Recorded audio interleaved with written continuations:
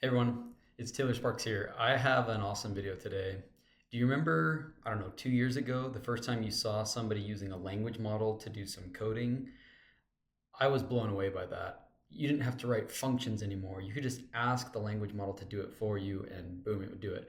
Now, if you wanted to write a full-fledged program, that was harder. In fact, it usually couldn't one-shot things like that. So I ended up writing a little bit in ChatGPT or Claude. I would ask it to generate the code, and then I'd paste it into my VS Code, and I would try it out, and then I would take the error message, and I would take it back to ChatGPT or Claude and have it try and fix what's going on.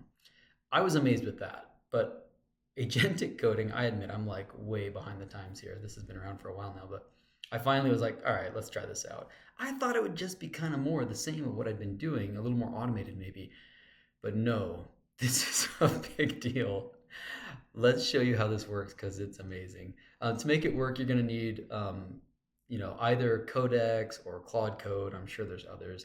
The one I'm using is this Codex by OpenAI because I pay for ChatGPT. And so if you pay for ChatGPT, then you'll be able to use this expanded version. But if you're somebody who's into Claude and maybe you pay for Claude, then you could get Claude Code for VS Code. And I'm sure there's like a gazillion others. So today's example is going to be done in Codex, right? So go ahead and the first thing you'll do is if you open up VS Code, you need to come over here to your extensions, right? Come to extensions and find the Codex extension, right? So Google it right there, search for it, and then install it, right? So you're going to install it, and once you've done that, you'll notice that over here, this little Codex thing shows up.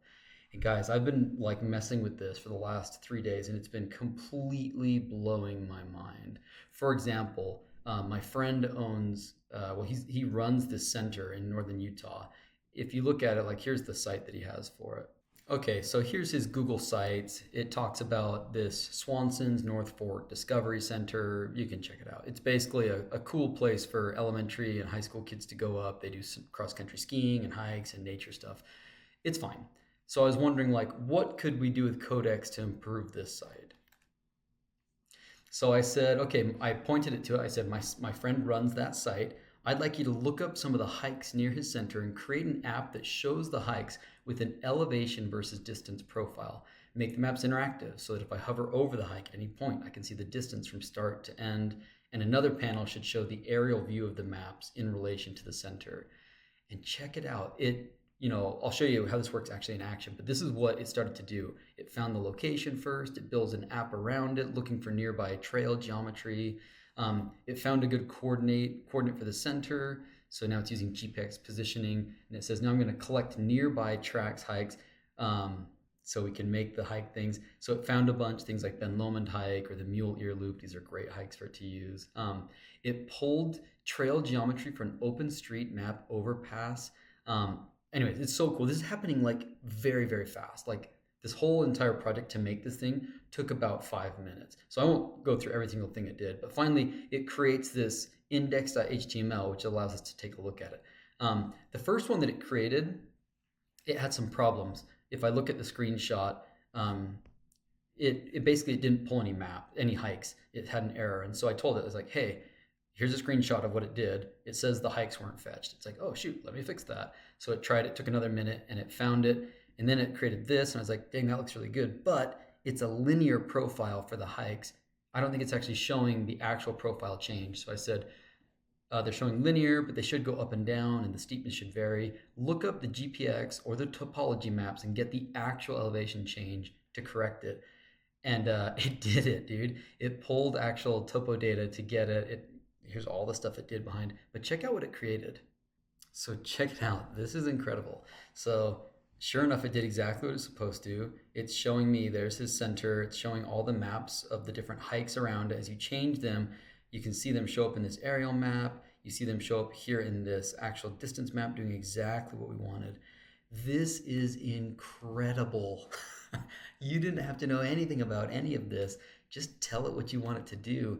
And this entire amazing website took like 5 minutes to build. So that's amazing. So here's another one.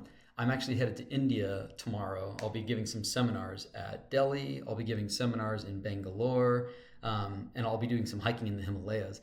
And I had it build this really cool planning checklist, right? where it's really cool. I told it to do an Indian theme. They didn't explain what that meant. So it picks the right colors. It has these status bars. As you check different items off on your list, you see the completion bars going up. This really slick package. It was really cool. All I had to say is that I'm headed to give presentations in Delhi and Bangalore, and I'd like to do some hiking in the Himalayas. And it filled this with the right objects to bring, right? It knew that when I said give a seminar, that I might want things like my USB adapter or my slide or business cards or a printed meeting agenda. Um, Interesting to see what differences it had for Delhi versus Bangalore, northern versus southern India. Like it recommends the N95 mask, right, for Delhi air quality, for example. Even small things like bring a small gift or a souvenir as optional. Super, super cool. I'd originally based this on what if a group of us were traveling just to see what it would do, and it has a group for shared items as opposed to individuals. Just incredible what these things can do. So if Codex can do that for those sort of random tasks, in the next video, I want to show you what it can do for material science. I've got two examples I want to show you that are just super, super impressive. Check it out in the next video.